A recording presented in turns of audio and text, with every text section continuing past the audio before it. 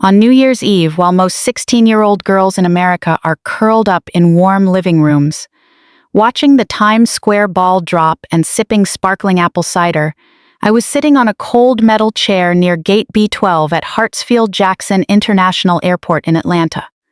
I was shivering, starving, and entirely alone. Orch.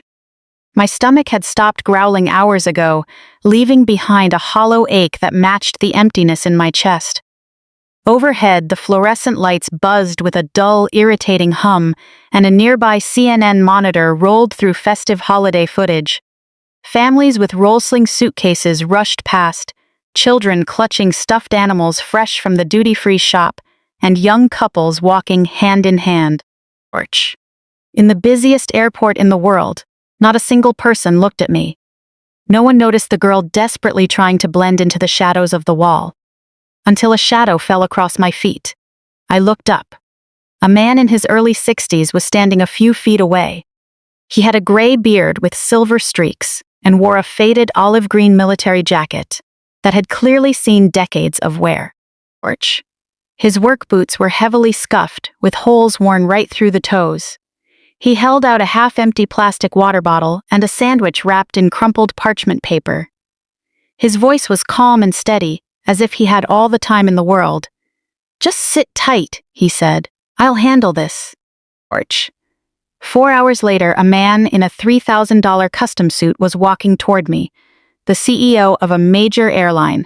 The look on his face when he called out my name made it seem like he had spent his entire life looking for me. Orch. But before I tell you why a 16-year-old girl was left stranded at an airport, with nothing but the clothes on her back, you need to understand one thing. The people who discarded me like trash were my own mother and stepfather. If you're watching this right now, please let me know in the comments where you're tuning in from. Orch. I need to know this story is reaching the people who truly understand. The ones who know what it's like to be abandoned by the very people who were supposed to protect you. 2 hours before Marcus found me, I was walking back from the restroom, my small backpack slung over my shoulder. The boarding area for Flight 447 to Los Angeles was completely empty. Orch. A cleaning crew pushed a cart smelling of heavy chemical disinfectant past me, and a lone businessman sat by the floor-to-ceiling windows, typing away on his laptop. Then, the flashing text on the screen above the boarding gate made my heart stop. Flight 447. Departed. I ran to the counter, my legs feeling like lead. Orch. The gate agent looked up, her face wearing that practiced professional patience reserved for delivering bad news. "My family," I gasped, my voice cracking. "They were just here, Linda and Robert Vance. They have my boarding pass." She pulled up the flight manifest, frowning as she tapped on her keyboard. "Mrs. Vance? They boarded 20 minutes ago." Orch. "They told us you had a change of heart and wanted to catch a later flight." "I never said that. I just went to the restroom. They told me to wait here." She gave me a typical corporate shrug. "I'm sorry, but the flight has already departed." My hands shook violently as I dug through my backpack. The side pocket where I usually kept my iPhone was empty. Orch. The zippered front pouch, where my wallet should be, was also empty. I dumped everything onto an empty seat, a spare t-shirt, a few pieces of underwear, my journal, and a toothbrush. That was it. No cash, no credit cards, no ID, no phone. Every single thing of value was gone. I racked my brain. On the flight from Connecticut to Atlanta, my phone had been in my pocket. Orch. During the layover, I went to the restroom and left my backpack at our seats. My mother had specifically walked back from first class to economic to check on me. "Just wanted to make sure you're comfortable, sweetie," she had said. That was when it happened. In the 3 short minutes I was away from my seat, my own mother, the realization hit me like a wave, completely crushing me. Orch. They had planned this. They sent me to the restroom, took my things, and left. They abandoned me in an airport 1,000 miles from home, like a piece of luggage they no longer wanted to carry. I found the airport customer service desk, standing behind a long line of angry, exhausted travelers dealing with delays, lost luggage, and missed connections. Orch. I waited for 20 minutes rehearsing what I would say, praying someone would help me. When I finally reached the counter, the words spilled out in a rush. I'm 16, and my parents left me here. They took my phone and my money. I don't know what to do. The middle-aged woman behind the counter looked at me with tired eyes. Do you have a photo ID? No, they took everything. Torch. Do you have a phone number we can call? I gave her my mother's cell phone number. She dialed it, waited, and her brow furrowed. This number is out of service. That's impossible. That's my mom's number. I'm sorry, sweetie, it's not going through. She exchanged a look with her colleague. I knew that look all too well. I had seen it my whole life. It was the troubled kid look. Torch. The attention-seeker look. Are you sure your parents left you? She asked. Maybe there was just a misunderstanding? There was no misunderstanding. They told the gate agent I changed my mind. But I didn't. A supervisor walked over and asked me to repeat my story. I did, my voice steadier now as anger began to replace my panic. He listened, took notes, and made a call. Torch. When he hung up, his expression was cold. I contacted the cabin crew on that flight, he said. The passengers in seats 2A and 2B, Linda and Robert Vance, confirmed that you chose to stay behind.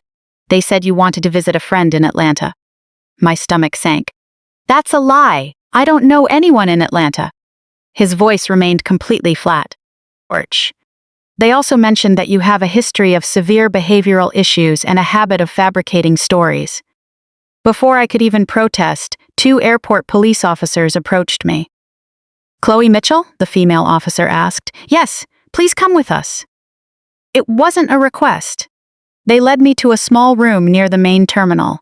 It had harsh fluorescent lights, plastic chairs, and a one-way mirror. Torch. They questioned me as if I were a suspect rather than a victim. Why are you traveling alone? Did you run away? Are you trying to get your parents in trouble? I told them the truth, but I could tell they didn't believe me. The male officer looked at his tablet, his expression shifting. You're flagged in our system, Chloe. What does that mean? He didn't answer directly. Torch. Your stepfather filed a report with the TSA 3 days ago, warning us that you might try to travel alone. He stated you have a history of running away and making false accusations. My blood ran cold. Robert. He had planned this before we even left Greenwich. He set a perfect trap, creating a paper trail of a rebellious, troubled teenager so that no one would believe a single word I said. Torch. Since we can't verify your identity and we can't reach your guardians, we have to contact Child Protective Services, the female officer said, her chair scraping loudly against the floor as she stood up. You'll be placed in emergency foster care until we can sort this out. How long will that take?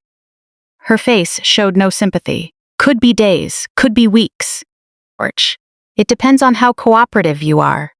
An hour later, the officers stepped outside to consult. I watched them argue through the glass. The female officer shook her head, and the male officer made another call. When they returned, their tone had changed. It was less hostile but far from friendly. We're letting you go back to the terminal. What about CPS? Torch. We have no grounds to hold you. You haven't committed a crime. As for your parents, it's a civil matter, which is out of our jurisdiction. Besides, it's New Year's Eve, and the system is completely backed up. The male officer handed me a card. If you're telling the truth, go to the police department downtown and file a report. How? Torch. I don't have money for a cab, and I don't have a phone to call anyone. He shrugged. That's not our department. We secure the airport. We don't resolve family disputes. They escorted me out and left me back in the terminal, alone, more isolated than before. I walked toward the baggage claim like a ghost. Someone had mentioned a traveler's aid desk, so I went to look for it near the exit. Torch. The gate was pulled down with a sign reading, "Reopens at 8 a.m. The clock on the wall read 7:47 p.m. I had 12 hours to wait before anyone could help me. I found a corner near gate B12, away from the crowds and partially hidden by a column. I slid down the wall and sat on the cold floor. Around me, the busy world kept spinning. Torch. Families reunited, couples kissed, and children ran to hug their grandparents. Everyone belonged to someone, except me. I hadn't cried since I was 12. I learned at a young age that tears only made things worse with my mother, and Robert always dismissed them as manipulation. So I built walls and kept everything locked inside. Porch. But on that airport floor, completely alone, I couldn't hold it in anymore. Silent, heavy sobs shook my body until I felt entirely hollow. I cried for the mother who chose money over her own daughter. I cried for the father I had lost 8 years ago, the father I thought was gone forever, when my mother told me his private plane had gone down in Lake Michigan. Porch. I cried for the 16 years I had spent desperately trying to be good enough, trying to earn a love that never existed. Closing my eyes, I saw my mother's face. Not the cold mask she had worn for the last 6 years, but the warm smile she used to have. The mother who made pancakes on Sunday mornings and sang to me when I had nightmares. Porch. That mother was gone, or maybe she had never existed at all. Maybe love to her was just another word to be traded away. I don't know how long I sat there. My tears eventually dried, leaving salty tracks on my cheeks. The terminal grew quieter as the late-night flights departed. I stared at the floor, too exhausted to think. Then, a shadow fell over me. I flinched, expecting security again. Porch. Instead, the older man with the gray beard knelt down a few feet away. He didn't crowd me. He just watched me with sharp, clear, and surprisingly kind eyes. "You've been sitting here for 2 hours," he said. "I've been keeping an eye on you." My voice was hoarse. "Please leave me alone." He didn't budge. He reached into his worn backpack and pulled out the water bottle and the sandwich. "Porch. Eat something first, then we'll talk." Every warning about stranger danger screamed in my head. But I was starving, stranded, and out of options. I took the water and drank slowly. I took the peanut butter sandwich, and even though it was a bit squished, it tasted like survival. He sat a few feet away, giving me space. "I'm Marcus. I used to work here a long time ago. Why are you helping me?" Porch. He looked at me with an expression I couldn't quite place. Something broken but still fiercely determined. "Because you remind me of someone I couldn't help once. I promised myself I'd never let that happen again." I noticed a leather band on his wrist. It was worn and cracked with age, stamped with 2 initials. E.M. The same initials as my father. Ethan Mitchell. Porch.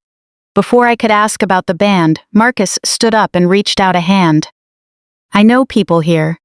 People who owe me favors, who have access to systems the regular staff can't touch. Why go to all this trouble for me? Because I know what it's like to be thrown away, and because I think someone very important has been looking for you." Porch. He walked over to a door marked, "Staff only," knocked in a specific rhythm, and was let inside. I waited alone, my heart pounding. 20 minutes later, the door opened. A woman in an airline uniform stepped out. Her face was pale, and her hands were trembling. She looked at me and said the words that changed everything. Are you Chloe Mitchell?" I nodded. Her voice shook. "Porch. Someone very, very important wants to see you. They're sending a car. I didn't know it yet. But over the next 4 hours, everything I believed about my family, my father, and the mother who tried to erase me from the world would be completely shattered." Porch. To understand why my mother abandoned me at that airport, you have to understand the family I grew up in. Or rather, the family I never truly belonged to. As I sat in the terminal waiting, my mind drifted back to the memories I had tried so hard to bury. Porch.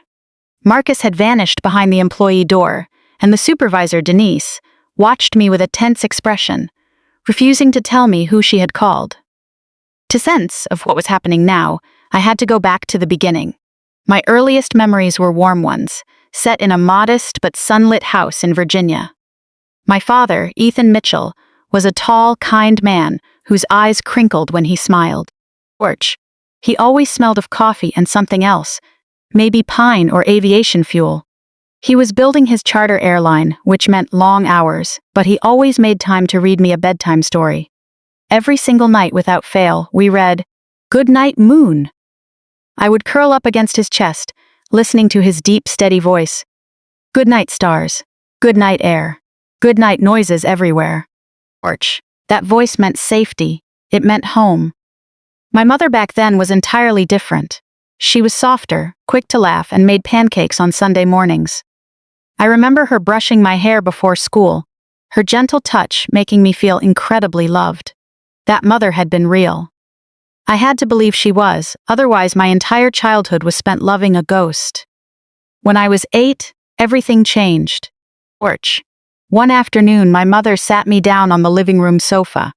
Her face looked strange and tight, in a way I had never seen before. "There was an accident, sweetie," she said. "Daddy's plane went down." I remember the words, but not the feeling. It was as if my brain refused to process what she was saying. I kept waiting for her to laugh and say she was just kidding. But she didn't. Porch. There was no funeral.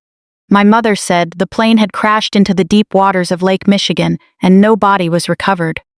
There was nothing to bury. "We have to be strong now," she told me. "It's just you and me." In the months that followed, my mother changed. The softness vanished and the laughter stopped. She held me less, spoke to me less, and barely even looked at me. Porch. I thought it was grief. I thought she was mourning my father just as I was.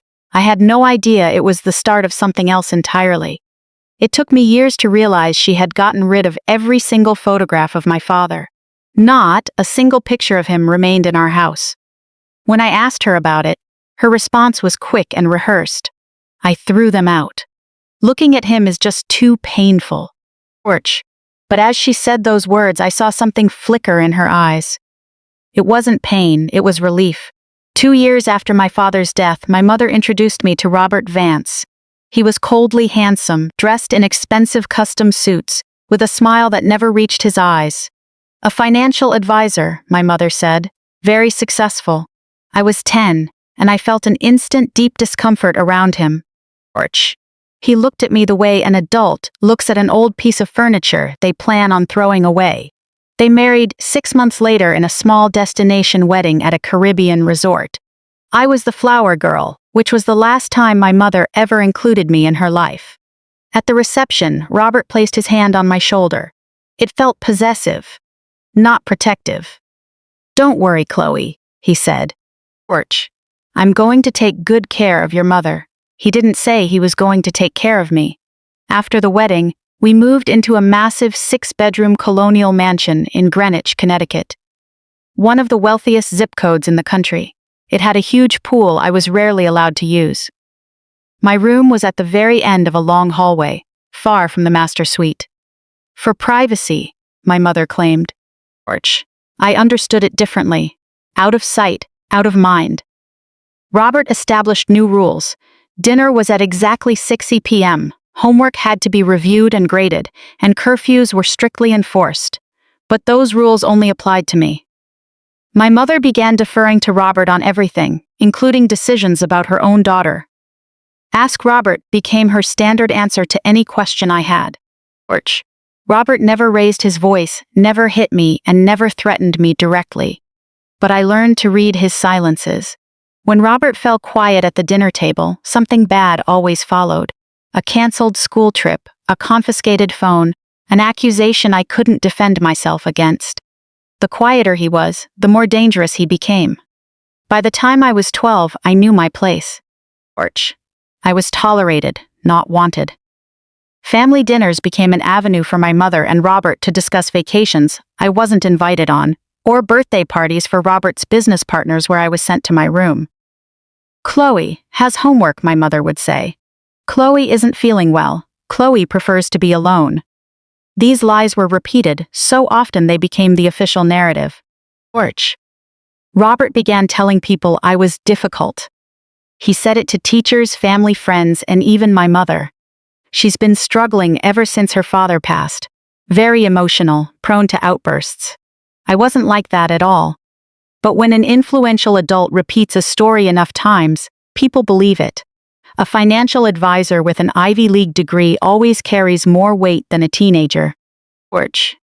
My teachers looked at me with pity and my classmates kept their distance. I learned to stop defending myself because no one was listening anyway.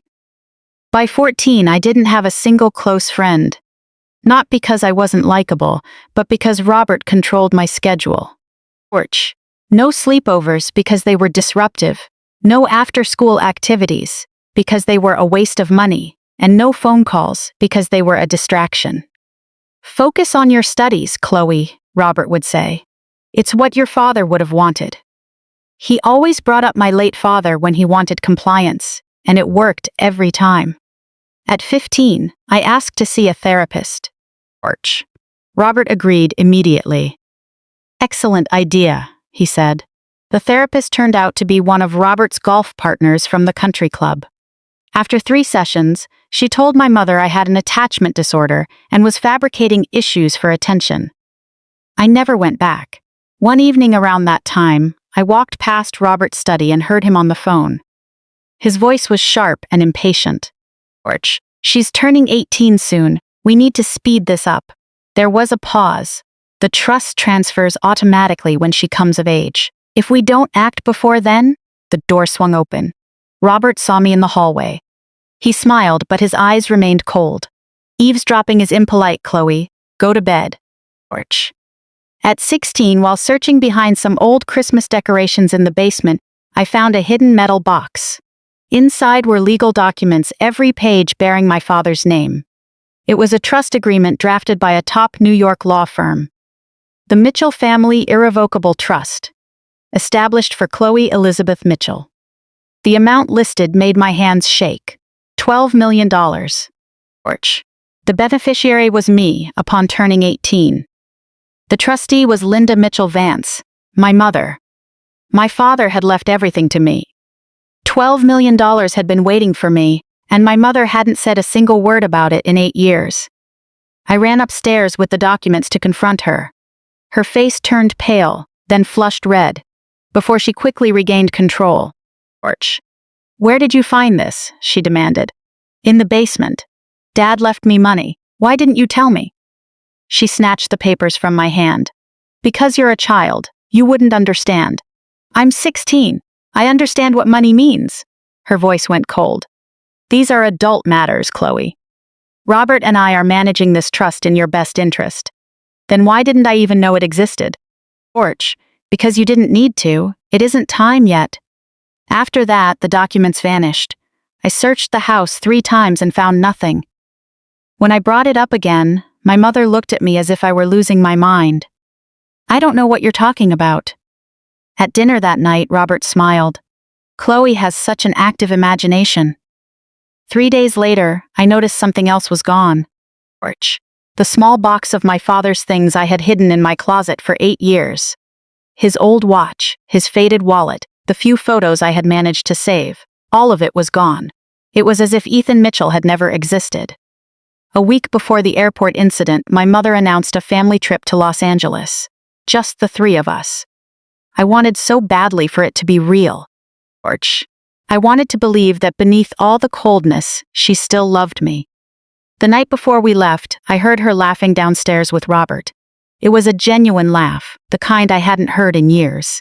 I crept to the top of the stairs to listen. This time next week, it'll all be over, Robert said. Finally, my mother replied.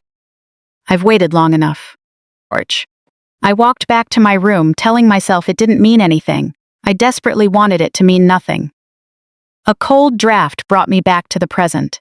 The employee door in the terminal swung open. Marcus stepped out, followed by the supervisor, Denise. She held a walkie-talkie and had sharp, scanning eyes that locked onto me immediately. Chloe Mitchell, she asked, her expression serious. I nodded. I'm Denise Carter. I need to ask you some questions about your father. My heart skipped a beat. My father is dead. Denise's expression didn't change. That is exactly what we need to talk about. Denise stood before me, studying me with those sharp eyes. But before I could answer, before I could even process what her words meant, she held up a hand. First, I need you to tell me exactly what happened on this trip. Start from the very beginning. Every detail matters. I took a deep breath, my mind traveling back 3 days to the trip that was supposed to bring our family together, the trip that turned out to be a calculated trap. It started on a Tuesday morning. I walked downstairs to find my mother and Robert already at the dining table, which was unusual. Robert was typically on his way to Wall Street by 6, and my mother rarely woke up before 9. But that morning, the table was set with fresh coffee, scrambled eggs, and orange juice. My mother smiled at me, and it wasn't her usual tight, practiced smile. It felt warmer. "Sit down, Chloe," she said. "Porch. We have some good news." Robert set his phone down, which was also unusual because he practically lived on his email. "We've been talking, Chloe, about family, and how distant we've all become." I said nothing. I had learned long ago that silence was my safest shield. My mother reached across the table and touched my hand. "We're going on a trip. Los Angeles. Just the three of us." Porch. I could hardly believe it. "All of us?" "All of us. A real family vacation," Robert said, smiling. "I've already booked the flights. We leave Saturday, and we're staying at the Beverly Hills Hotel. You'll have your own suite." Something inside me loosened. Maybe things were finally going to change. Maybe my mother did love me after all, and this was her way of trying to start over. Porch. As I stood up to clear the plates, I caught a quick, knowing look pass between my mother and Robert. Robert gave a barely perceptible nod, and my mother's smile tightened for a second before returning to normal. I told myself it was nothing. I wanted so badly for it to be nothing. The days leading up to the trip passed in a blur of cautious hope. Porch. On Wednesday, I walked through school feeling lighter, imagining sunny beaches, palm trees, and dinners where my mother actually looked me in the eye. That evening, I found her packing in the master bedroom. There were brand new designer clothes with the tags still on, and 3 massive Rimowa suitcases packed for a 5-day trip. It seemed like a lot, but I didn't question it. Porch. On Thursday, Robert worked from home, staying locked in his study for hours. I could hear the printer running constantly. At dinner, he was distracted, checking his phone every few minutes while my mother filled the silence with talk of restaurants and beaches. When I asked about our itinerary, Robert snapped his head up. "Don't worry about that. We'll handle the details." Porch. On Friday, the day before we were set to leave, I came home from school to find a stranger in the living room. He was a gray-haired man in a gray suit, with an open briefcase on the coffee table. My mother and Robert were sitting opposite him, signing documents. When I walked in, all 3 of them looked up. The stranger quickly snapped his briefcase shut. Robert stood up. "Porch. Chloe, you're home early. Who is this?" My mother's voice was smooth. "Just our accountant. Tax season. Boring adult stuff." The stranger left without introducing himself. As he passed me in the hallway, a piece of paper slipped from his briefcase. I picked it up to hand it back, and my eyes caught the letterhead. Morrison and Associates. Estate Planning and Trust Administration. Porch. Beneath it, printed in bold letters, were the words, "Regarding Mitchell Family Trust. Beneficiary Amendment Termination Agreement." Before I could read further, he snatched it from my hand. "Thank you," he said coldly and walked out. That night, I packed my small bag. I didn't have expensive luggage like my mother. I just had an old Nike duffel bag from middle school. Porch. I packed carefully, warm weather clothes, my journal, and a creased, faded photo of my father, holding me as a baby that I had found hidden in an old book. I tucked it inside my journal where my mother wouldn't find it. At 9, Robert knocked on my door and walked in before I could answer. He held a folder and a pen. "Chloe, I need to verify some travel information." Porch. He asked for my legal name, Chloe Elizabeth Mitchell. My date of birth, March 15, 2009. Then he asked for my social security number. "Why do you need that?" His smile didn't reach his eyes. "TSA requirement. New security protocols." I gave him the number. "What other choice did I have?" He wrote it down, nodded once, and left. At the door, he paused. "Get some sleep. Tomorrow is a big day." Porch. I lay in bed, unable to sleep. Around 11, I heard laughter from downstairs. My mother's laughter. Real, unforced laughter from my childhood. I crept to the top of the stairs to listen. "This time next week, it'll all be over," Robert said. 8 years. I've played the dutiful stepfather for 8 years. The boarding school in Geneva is ready to receive her. Robert's voice dropped lower. Porch. Once she's there, No phones, no internet, no contact with anyone who might ask questions. It's a closed facility for troubled teens. My mother laughed again. By the time she turns 18, the trust will be completely drained. She won't have a dime, and she won't have any proof.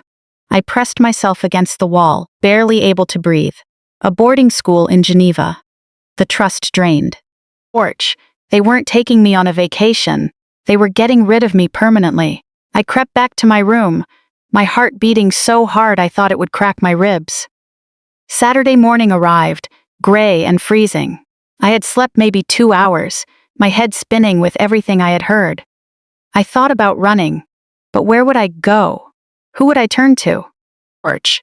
I had no money, no unmonitored phone, and no one would believe me over my highly respected parents.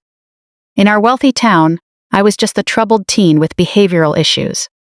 I decided my only option was to play along, collect information, and wait for an opportunity.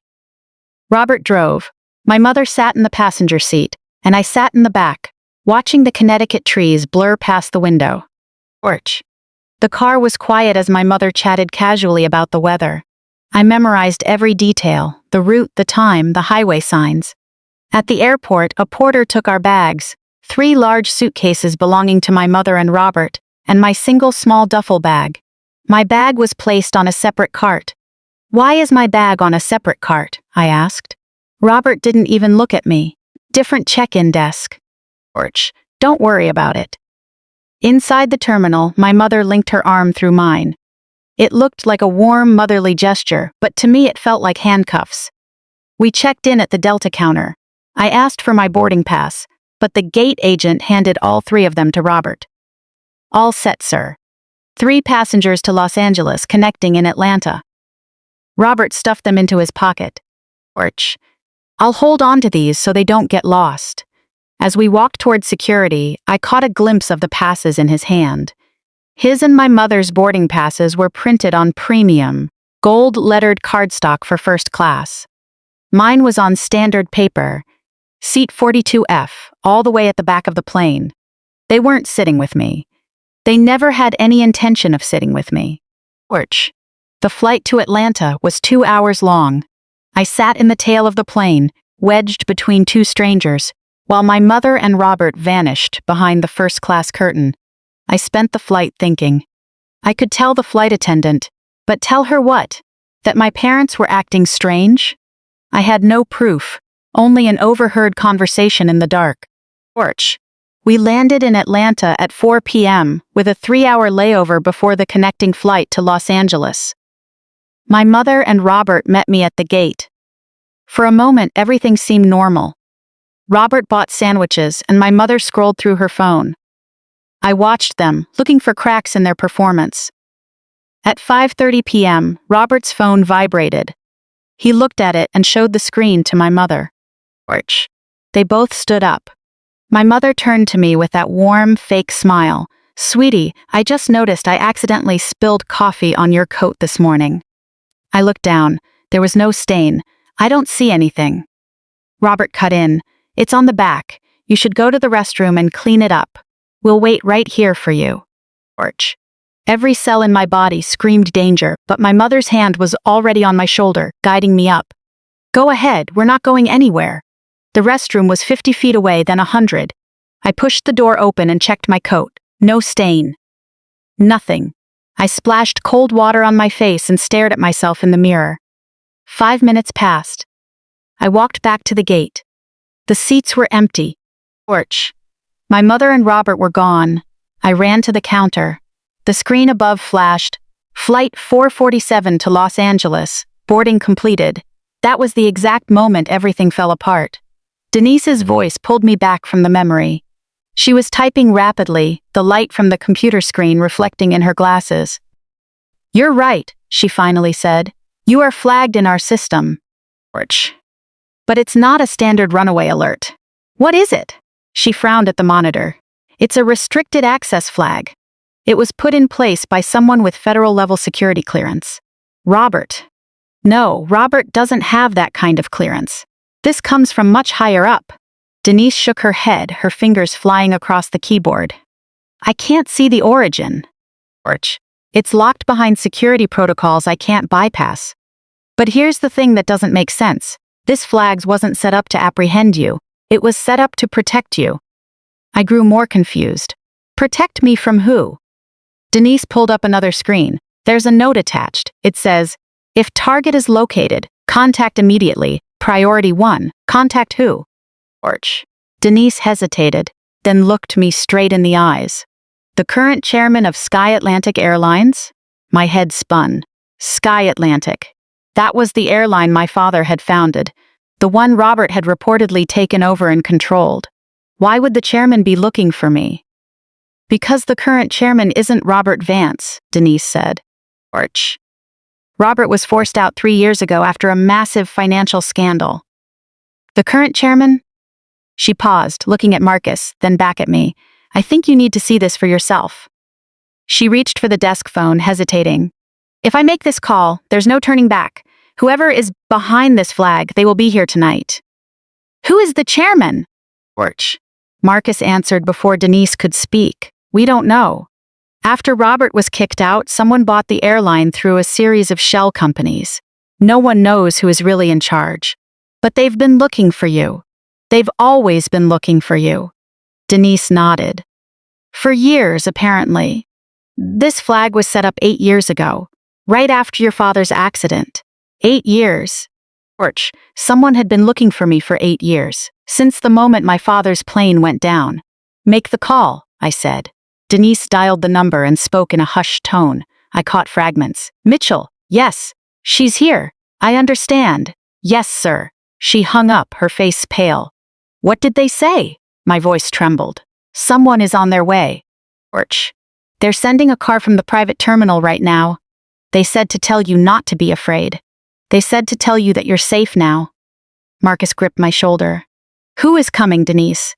She looked at me with a mix of awe and disbelief. The chairman himself. He'll be here within the hour. Who is he? Denise took a deep breath. Orch. I don't have his name, but he told me to give you a message. He said to tell you that Goodnight Moon has always been his favorite book, too. The words hit me like a physical blow. Goodnight Moon? Our book. The voice of my father reading me to sleep in the dark. Nobody knew about that. No one but him. Orch. Sitting in that crowded office, surrounded by strangers, I allowed myself to believe in an impossible miracle for the first time in 8 years. Maybe, just maybe, my father was alive. Within minutes, 2 men in suits arrived at Denise's office. They were airline security personnel, but they were entirely different from the TSA and local police who had questioned me earlier. Orch. These men were incredibly professional and respectful. Miss Mitchell, the taller of the two said politely, please come with us. You'll be much more comfortable in the executive lounge. I looked at Marcus. He nodded. I'll be right behind you. We walked through a maze of corridors I never knew existed, passing baggage handling areas, maintenance hangars, and employee break rooms. Orch, the airport hid an entire world behind its public face. Eventually, we arrived at a set of double doors and gold the Sky Atlantic logo. The sign read, Executive Lounge.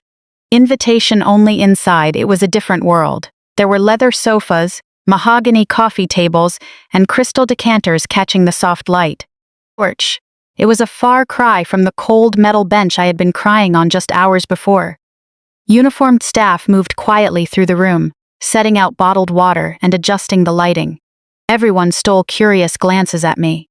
I felt like an exhibit under a glass dome. Marcus took a seat nearby, his eyes locked on the entrance. I sank into a soft leather sofa and waited. The minutes ticked by. Orch. I watched the second hand sweep across the Rolex clock on the wall. My legs bounced anxiously, and my fingers twisted the hem of my shirt. Questions piled up in my mind. Who was the chairman? Was he really my father? If he was alive, why did he wait 8 years? What if this was a trap? What if Robert and my mother had some kind of power I didn't know about? Orch. Marcus, I said. Who did Denise actually call?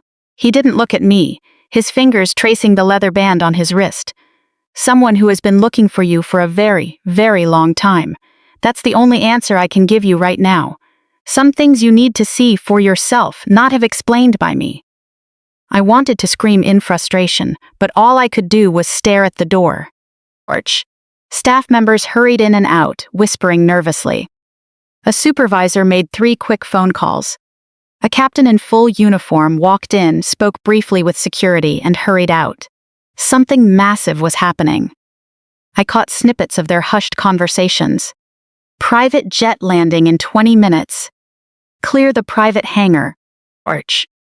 A young waitress in her early 20s, her blonde hair in a ponytail, approached me with a tray.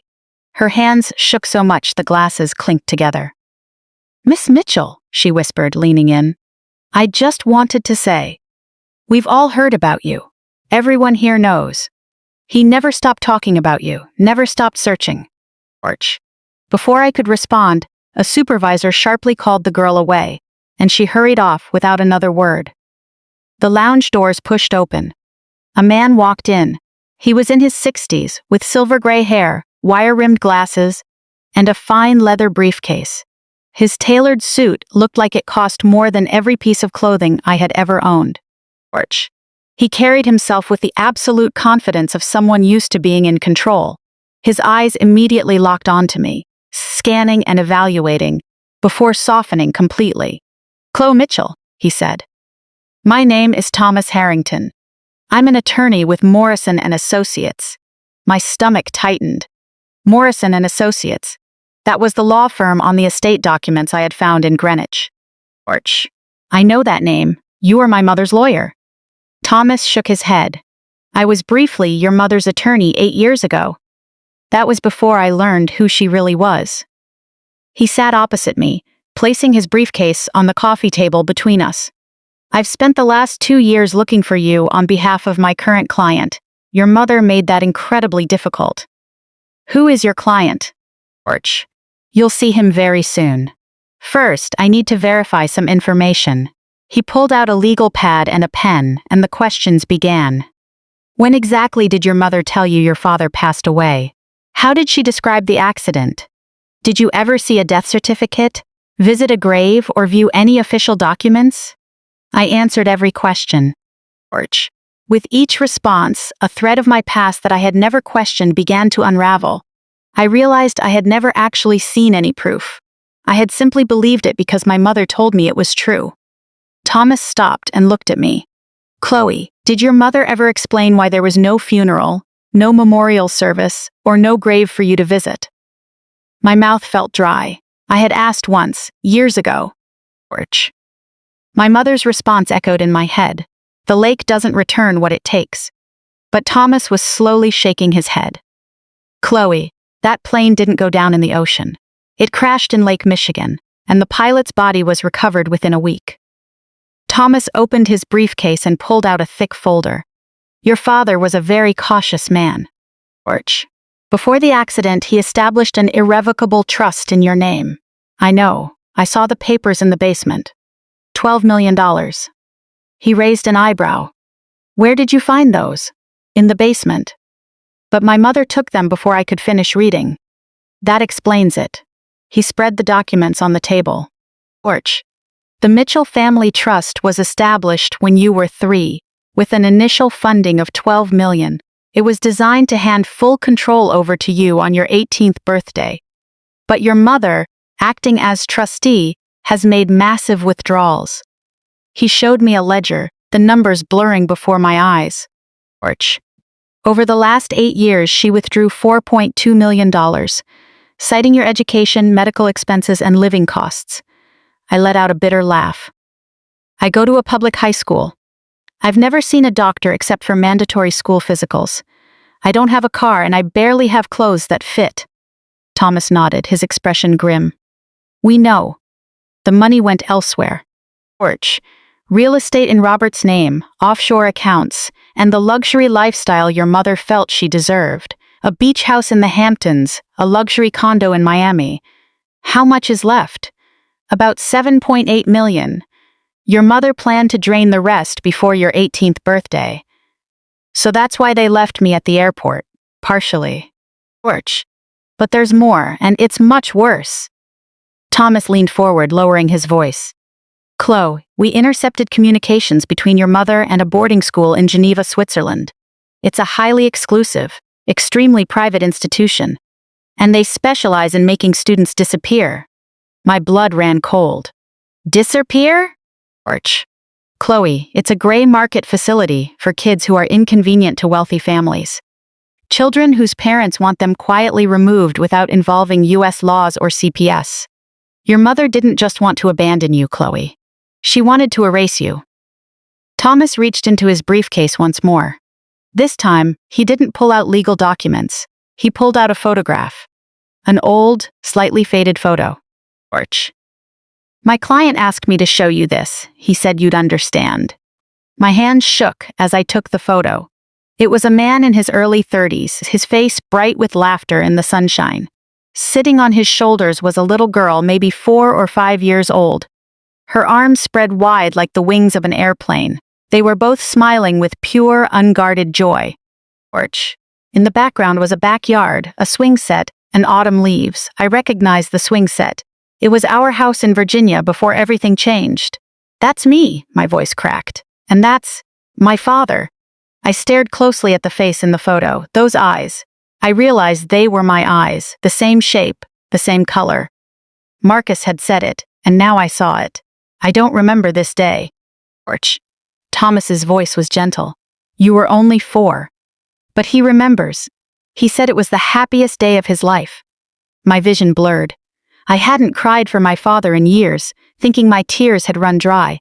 But this photo, this proof of a happiness I couldn't recall, shattered my defenses.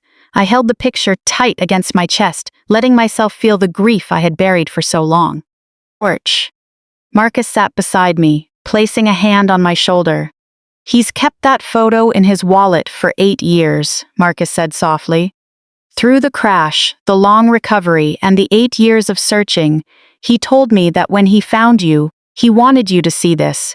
He wanted you to know that no amount of time, distance, or lies from your mother could make him forget his little girl. Porch. I wiped my tears, still clutching the photo. If my father survived, why didn't he come for me?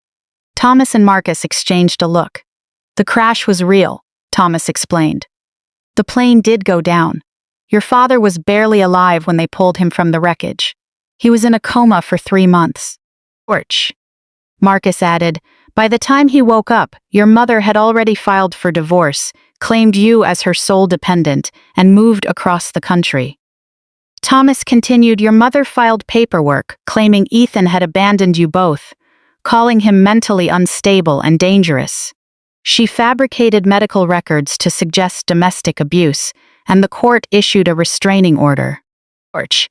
If he came within 500 feet of you or your mother, he would have been arrested immediately. My fists clenched. So he just gave up? Never, Thomas said firmly. He spent every dime he had fighting her in court. But she changed your names, moved your addresses, and transferred your schools. Every time we got close, she ran. 8 years, Marcus said. Porch. 8 years of dead ends and false leads until tonight. What changed tonight? Thomas offered a cold smile. Your mother made a critical error. She used a traceable credit card in her name at the Atlanta airport to pay the gate agent for your ticket change. And your name triggered a red flag alert we placed in the National Aviation Database years ago. The alert Denise found? Yes. Porch. Your father insisted on planting that alert at every commercial airport in the country, just in case. Thomas's phone buzzed. He glanced at the screen, his gaze instantly sharpening. He's here. He's walking over from the private terminal now. My heart hammered against my ribs. For 8 years, I thought my father was dead. For 8 years, I wondered why nobody loved me. Porch. And now he was walking down a corridor, moments away from seeing the daughter he hadn't held since she was 8. Thomas stood up and adjusted his tie. Marcus gave my shoulder one final squeeze. Denise appeared at the doorway, her eyes red. He's here! Oh my God, he's really here! I couldn't move. I couldn't breathe. Porch. I forced myself up on weak legs, the photograph still clutched tightly to my chest. Footsteps echoed down the hallway, slow, steady, and deliberate. The door swung inward, and a man walked in. He was tall, with graying hair at his temples and lines on his face that weren't in the photo. But his eyes were the same. Those eyes were exactly like mine. He saw me across the room and stopped. For a moment, neither of us moved. 8 years of lost time compressed into a single breath. Then he spoke. His voice was exactly as I remembered. The voice that had read "Good Night, Moon" to me in the dark. The voice I had heard in my dreams countless times. "Chloe," he whispered, his voice incredibly hoarse. "My Chloe." Thomas took a step forward. "Mr. Mitchell, she's here. She's safe." My father didn't seem to hear him. He crossed the room in 3 quick strides. Before I could speak or think, his arms were wrapped tightly around me. He held me close, just like in the photo, as if I were the most precious thing in the world. I had spent 8 years believing my father was dead, being told I was unlovable, unwanted, and a problem to be solved. And now, he was holding me, burying his face in my hair, weeping silently, as he repeated my name over and over like a prayer he had said every day of his life. In that moment, every lie my mother had ever told me shattered. I remembered something I had long forgotten. I was worth looking for. I was worth fighting for. I was worth 8 years of searching and never giving up. My father held me as if I might vanish if he let go, his chest shaking with quiet sobs. I stood frozen for a second, caught between disbelief and desperate hope. But his embrace was real and his heartbeat against my cheek was real. He was real. I breathed in and a memory unlocked. The scent of coffee and pine. The exact same smell from my childhood. Suddenly, I was 4 years old again, falling asleep on the sofa and being carried to bed. The memory was physical, instinctual, and undeniable. This was my father. Not a ghost, not a dream. My father. He pulled back slightly, just enough to look at my face. He cupped my cheeks with his hands, using his thumbs to wipe away tears. I hadn't realized I was crying. "Let me look at you." "Let me look at my girl." His voice caught. "You have your mother's features, but your eyes, those are my eyes." I tried to speak, but the words wouldn't come. 8 years of silence, 8 years of grief. Where do you even begin? "They told me you died," my voice cracked.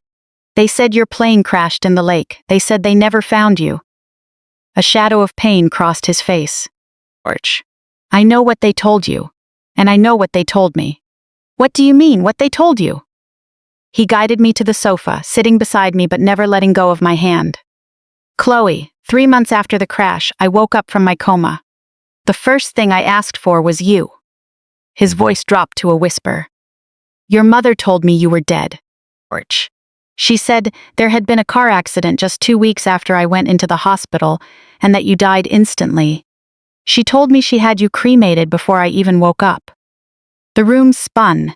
My mother had told me my father was dead and then told my father that I was dead. We had each spent 8 years grieving alone, while she collected insurance, controlled the trust fund, and built a new life on our graves. He reached into his inside suit pocket and pulled out a folded piece of paper, worn and creased from being handled thousands of times. "She gave me this. Your death certificate." I kept it because I couldn't let go. He handed it to me. I saw my own name printed in official font. Chloe Elizabeth Mitchell. Deceased. Cause of death. Vehicular trauma. The date was exactly 2 weeks after my father's crash. "I carried my daughter's death certificate for 6 years," he said, "until I discovered it was a forgery. Tell me about the plane. What really happened?" He took a deep breath. It was a story he had told before, but never to me. It wasn't an accident. The maintenance logs were falsified and key systems were intentionally compromised. By who? Robert. He was my chief financial officer. I trusted him with everything. The company finances, expansion plans, safety protocols. I discovered he had been embezzling funds for years, millions of dollars. I confronted him privately and gave him a chance to return the money and resign quietly. But he didn't. No. Instead, he went to your mother. They had been having an affair for months behind my back. I had no idea. I felt a wave of nausea. The timeline fit perfectly. They decided it was easier to eliminate me than to face federal charges. Robert arranged the sabotage and your mother provided the alibi. The plane failed over Lake Michigan. My pilot, James, didn't let us nosedive. He managed a crash landing on the water. He didn't survive the impact. I wasn't supposed to either, but a fishing boat saw the debris. Two brothers pulled me from the water with barely a breath left in me. I spent 3 months in a coma in Wisconsin. By the time I woke up, your mother had systematically dismantled our lives. I thought of all those nights I had spent lying awake in the dark, talking to my late father, telling him about my day, asking why he left, and begging him to come back. He had been alive the whole time, recovering in a hospital bed, and then searching and searching. Every whispered prayer I had sent into the dark, he had been trying to answer. When I discovered you were alive, my father continued, when I realized that death certificate was a fake, I hired every private investigator I could find. How did you find out? His expression hardened. An investigator tracked down the funeral home your mother claimed to have used. There were no records. No cremation, no body, no file on Chloe Mitchell. That was 6 years ago? Yes, and every single day since, I've been looking for you. Thomas spoke from across the room. We spent 6 years tracking 14 different false identities, 14 names, 14 addresses. Every time we located her, she had already moved. My father's grip on my hand tightened. She knew I was looking. She was always one step ahead. But what about tonight? How did you find me tonight? Marcus stepped forward. That was my doing. I looked at the older man who had given me a sandwich, led me to Denise, and put all of this in motion. The moment you sat down in the terminal, I recognized your eyes. I've carried this photo for 10 years. He pulled out a worn picture of me at 6 years old, smiling with a gap-toothed grin on the swing set. Your father gave me this the day before the crash. He told me that if anything happened to him, I should keep an eye on you. I stared at Marcus, trying to process it all. But you said my father was your enemy. You said he put you in prison. Marcus shook his head slowly. For years I thought he did. I thought Ethan had betrayed me. But the forged evidence that put me away was planted by Robert. Your father was framed just as I was. We were both his victims. I only learned the truth after Ethan woke up and started fighting back. My father took over the explanation. Marcus was my best maintenance supervisor. When Robert started cutting corners on safety standards, Marcus refused to sign off on compromised aircraft, so Robert framed him and had him removed. Yes, and I believed the forged evidence at the time. I testified voice Marcus' trial. My father's voice was heavy with guilt. I didn't know what Robert was doing behind my back. When I woke from the coma and started investigating, I found the real files, the forged signatures, the altered records. Everything pointed to Robert. I found Marcus here in Atlanta 3 years ago, living near the airport where he used to work. I tried to apologize, to explain. Marcus interrupted. At first, I didn't want to hear it. I had spent too many years angry at him. But he kept coming back, showing me the evidence, and asking for my help to find his daughter. My father's voice cracked. I told Marcus everything about you, Chloe, about the fake death certificate and about your mother's lies. Marcus looked at me. I couldn't save my own life, but I could help with yours. So I stayed at this airport, watching and waiting, hoping that someday, somehow, you would pass through. Tonight, 10 years later, I finally kept my promise to my boss. Thomas had remained quiet, but now he walked over and placed a hand on my father's shoulder. A gesture of years of shared battle. What they aren't telling you, Chloe, Thomas said, is that your father sold everything to fund this search. The house, the cars, his shares in 3 companies. He rebuilt Sky Atlantic from scratch, just to have the resources and network to keep looking for you. My father shook his head. None of that matters. Only you do. My mind raced. So tonight? Leaving me at the airport, what was their plan? They already had the money. Thomas answered, not all of it. The trust is structured so that certain major disbursements require your signature. Once you turn 18, they can siphon off remaining liquid funds. but they can't legally touch the principal. They wanted you out of the way before you could ask questions. Orch. It's worse than that, Thomas added, his face dark. We have proof they plan to send you to a specific facility in Geneva. It's a place designed to make inconvenient children disappear forever. My father's jaw tightened. They didn't just want to abandon you, Chloe. They wanted to erase you entirely. Just like they tried to erase me. But they failed. Yes. Orch. Because of Marcus, and because of Denise. Because of 8 years of never giving up. I looked at my father, the man I believed was dead, who had spent nearly a decade searching for a daughter he was told had passed away. What do we do now? His eyes turned cold. Now we finish this together. How? My mother and Robert landed in LA 2 hours ago. They think their plan worked. Orch. They think I'm stranded at the airport, waiting to be picked up by that Swiss boarding school. But you aren't alone. No, you're with me. And by tomorrow morning, they're going to learn exactly what a massive mistake they made. The VIP lounge grew quiet. The staff had stepped out, leaving only my father, Marcus, Thomas, and Denise. My father turned to face me fully. I know you have questions. Orch. Hundreds of them. I missed 8 years of your life, 8 birthdays, 8 years of you needing me when I wasn't there. I can't change the past. I can't give you back the childhood they stole. He gripped my hands tightly. But I can promise you this, from this moment on, you will never be alone. You will never be abandoned again. You will never have to wonder if you are loved. Orch. How do I know this is real? My voice shook. How do I know you won't disappear again? He reached into his pocket and pulled out the leather band Marcus had been wearing for 10 years. Marcus kept this safe for a decade. Now it's yours. I looked at the initials carved into the worn leather. E.M. My father's initials. I'm not going anywhere, Chloe. Never again. Orch. I slid the band onto my wrist. It was too big, made for a man's wrist. But I didn't care. For the first time in 8 years, I had something of my father's, something real and tangible. He stood up and offered his hand. Now, are you ready to make them pay for what they did? I looked at his hand, then at the band on my wrist, and finally at the childhood photo still clutched in my other hand. Orch. I took his hand and stood up.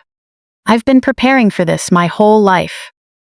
My father led me through the VIP lounge into a private conference room that had been transformed into a command center. Monitors lined the walls, and documents covered the table. Thomas stood at the front near a projection screen, while Denise and Marcus sat near the door. This wasn't just a reunion anymore. Orch. This was a battle briefing. Everything we're about to show you is what we've gathered over the last 5 years, Thomas began. Some of it will be hard to look at, and some of it will make you angry. But all of it is undeniable fact. I sat down, my father sitting beside me, our hands tightly clasped. I need to know everything, I said. I'm done being protected from the truth. Orch. My father squeezed my hand. That's why we're here. Thomas pressed a button on a remote, and the screen lit up. Let's start from the beginning. Let's talk about who Linda Mitchell really is. A document appeared on the screen as Thomas spoke. Linda Marie Cosgrove, born in Tulsa, Oklahoma. Her father was an auto mechanic, and her mother was a waitress. Orch. Before Linda was 12, her family filed for bankruptcy twice. I stared at my mother's high school photo. She looked young, hungry, and desperate to escape poverty. She had worked her way through community college before transferring to a state university on a scholarship. A wedding photo appeared next. My father and mother. They were young, smiling, and full of hope. Orch. I barely recognized either of them. She met your father at a business conference in Chicago. He was 28, already successful, and building Sky Atlantic from the ground up. She was 24, working as a sales assistant. My father spoke up. She was charming and warm. She made me feel like I was the only person in the room. I thought I had found my partner for life. Orch. What changed? I asked. Success, money, power. The more I built, the more she wanted. And when I wouldn't give her a seat on the board, she found someone who would. Thomas pulled up a financial record. 3 months after they married, Linda opened a private bank account. She never told your father. Arch. Over the next 3 years, she funneled nearly $200,000 from the family account into it. My father's voice was flat. I didn't find that account until after the crash. She was planning her exit strategy from the day she said I do. Thomas switched to the next slide. Robert Vance's corporate headshot appeared on the screen. Cold eyes, a politician's smile. Arch. Robert joined Sky Atlantic as CFO 6 years into the marriage. Your father hired him personally because of his stellar background, Thomas said. Harvard MBA. Experience at 3 major airlines. I thought he was a genius. He was certainly a genius at covering his tracks, Thomas muttered. Security footage appeared on the screen, grainy and time-stamped. It was a hotel lobby. Arch. My mother walked in, followed 10 minutes later by Robert. This is the Marriott in Atlanta, 7 months before the crash. More photos followed. High-end restaurants, parking garages, a mountain cabin. We documented 37 meetings over 18 months, all while your father was traveling for business. Thomas hesitated. This next part is going to be difficult. Arch. He pressed play, and an audio clip began. It was my mother's laughter. He's so trusting. It's almost pathetic. He has absolutely no idea what's coming. Robert's voice replied, by this time next year, you'll have half the equity comp in the company and he'll be history. My mother's voice answered, one way or another. The recording cut out. I could barely breathe. Arch. That was my mother, laughing about destroying my father. When was this recorded? Thomas checked his notes. 4 months before the crash. Your father's investigators managed to place a device in Robert's car. There are 37 hours of recordings, Chloe. In one, your mother even discussed what to do if Ethan became an obstacle. What was Robert's response? I asked. Thomas paused. Arch. You don't need to hear that. Just know that the evidence of intent is overwhelming. Thomas switched to technical documents, maintenance logs, and engineering schematics. As CFO, Robert had system access. He could approve maintenance schedules without oversight. What did he do? He falsified inspection reports and cleared a plane with a dangerously compromised fuel line. Arch. The plane your father flew that day was a ticking time bomb. My father took over. I was flying to Milwaukee for a board meeting. It was a private flight, just me and my pilot, James. 20 minutes in, the fuel system failed. James tried to land on the water. He saved my life at the cost of his own. Those 2 Michigan fishermen saved me. Arch. If they had been 5 minutes later, I would have drowned. Thomas continued. Within 48 hours, Robert destroyed the maintenance records. The official crash report cited mechanical failure of unknown origin. The investigation was closed within a month. How? Robert had connections in D.C., inspectors who owed him favors, corporate lawyers who knew which questions not to ask. Arch. Marcus spoke from the back, and they had the perfect scapegoat, me. By the time anyone thought to look deeper, I was already in federal custody. I looked at my father, a man who had survived drowning, betrayal, and a decades-long search. James, I said, the pilot, did he have a family? My father's eyes welled up. Arch. A wife and 2 kids, younger than you. He pulled a photo from the folder showing a smiling pilot with his family. I've been supporting them since I recovered. It doesn't bring him back, but his kids will never have to worry about their future. I owe him that. Thomas advanced the screen to a timeline, color-coded with dates and events. Arch. The day after the crash, before anyone knew if your father was alive, Linda filed for divorce. She couldn't wait. She needed to lock down the assets before any investigation could freeze them. The timeline continued. Day 3, divorce complaint officially filed. Day 7. Emergency motion for sole custody of you. Day 14, your forged death certificate issued. Arch. Day 30, life insurance claim filed for $2 million. Day 45, control of the trust fund transferred.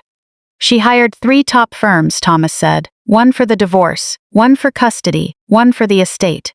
She spent over $400,000 in legal fees in the first year alone. From my trust? Partially, along with the insurance payout. Arch. She had your father legally declared dead before he even woke from his coma. My father's voice was laced with bitterness. By the time I finally woke up and started asking questions, she had built a legal wall around you. A court document appeared on the screen. Petition for protection from domestic abuse. She claimed I was violent, that I had threatened you and her. Orch.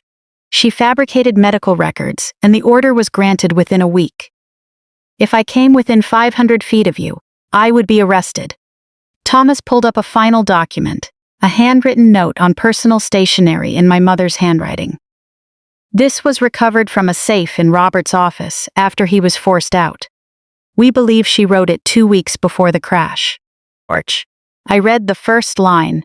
My dearest Robert, by the time you read this, we will be free. Ethan's flight departs Tuesday. After that, everything changes. The note ended with a heart and the letter L. Thomas switched to financial documents, bank statements, and wire transfers. Your trust was established with $12 million, intended to be untouched until you turned 18. Orch. But your mother spent 8 years systematically draining it. A chart showed the annual withdrawals. Year 1, $340,000 for educational expenses. Year 2, $520. Orch. Sue for medical expenses. Year 3, $610,000 for security and housing. Year 4, $680,000 for specialized care. Years 5, 8, $2,050,000 in various fraudulent claims. Orch. Total withdrawn $4.2 million. Orch. And what did that buy? Thomas clicked on photos of a beach house in the Hamptons, a condo in Miami, a yacht, jewelry, and designer clothes. None of this is in your name. All of it was bought with money meant for your future. There is still $7.8 million left. It's a fortune, but here is the problem. He pulled up another document. A trust amendment proposal. Orch. Your mother filed to accelerate the dissolution of the trust last month. If approved, she can empty the entire fund in 90 days. When would it be approved? Technically tomorrow, 2 months before your 18th birthday. She's racing the clock. I sat in silence, processing it all. $4.2 million. My mother's beach house. My father's near-death experience. Orch. 8 years of lies. My father stood up. We have to move. They landed in LA 2 hours ago. FBI agents are in place. But we need to be there to witness the end of this. The FBI? Thomas nodded. Wire fraud, mail fraud, attempted murder, conspiracy, and interstate abandonment of a minor. We've been building this case for 3 years. Tonight, it ends. Orch. We walk through a private hangar to a sleek Gulfstream private jet waiting with the Sky Atlantic logo on the tail. I paused at the steps. This is your plane? My father smiled faintly. One of them. I rebuilt the company from nothing after they tried to destroy me. I wanted the resources to find you, no matter what it took. Orch. We boarded the plane, stepping into a cabin of leather seats, polished wood, and soft lighting. I sank into a seat, and my father sat opposite me. The plane took off, climbing into the Atlanta night. I watched the city lights shrink below. Thomas' phone buzzed. He answered, listened, and his face sharpened. What's the status? He covered the receiver. Orch. The FBI surveillance team in LA reports that Linda and Robert just left their hotel. They are heading to LAX. They're fleeing. No. Thomas looked grim. They booked 2 one-way tickets to Geneva, and they bought a 3rd ticket under another name. My blood ran cold. Whose name? Thomas looked me in the eye. Yours. They still plan to send you to that facility. Orch. They must have a backup plan to intercept you somewhere. My stomach turned. Intercept me? How? We don't know, but the FBI is investigating. That facility in Geneva is more than a boarding school. It's a massive network. Thomas's voice dropped. Chloe, your mother isn't the only one who used this system. There are other children, other families. The FBI has been building this case for years. Orch. So arresting my mother could expose the whole thing?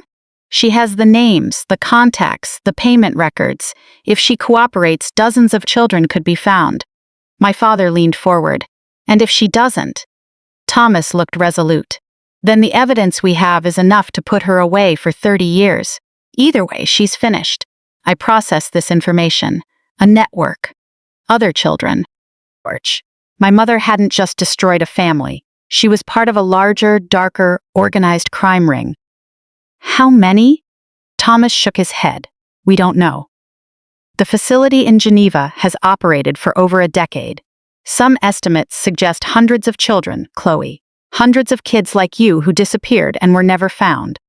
The plane descended through the clouds over the Pacific coast.